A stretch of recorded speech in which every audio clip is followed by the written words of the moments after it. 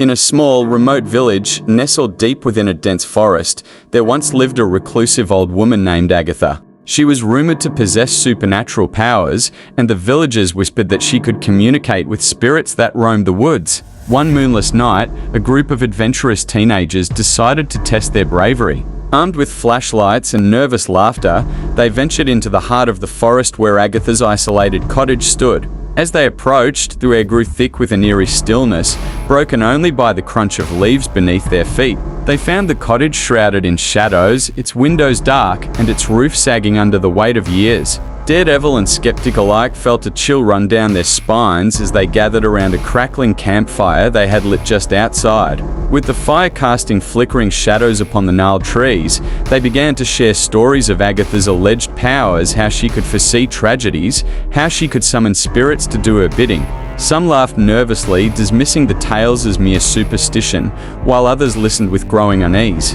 As the night wore on, a thick fog crept in from the forest, enveloping the cottage in a ghostly haze. Suddenly, a mournful wail echoed through the trees, chilling the bones of even the bravest among them. They froze, their hearts pounding in their chests, unsure if it was the wind playing tricks or something more sinister. Then, from the depths of the forest, they heard footsteps, soft at first, then growing louder and closer. Panic seized them as they scrambled to extinguish the fire, hoping to conceal their presence from whatever lurked in the darkness. But it was too late. Emerging from the fog, they saw a figure cloaked in tattered robes, its face obscured by shadows. It moved with an otherworldly grace, gliding towards them with an unsettling silence. Fear gripped the teenagers as they realized they were face to face with Agatha herself. She spoke in a voice as ancient as the forest, warning them of the dangers of meddling with forces beyond their understanding.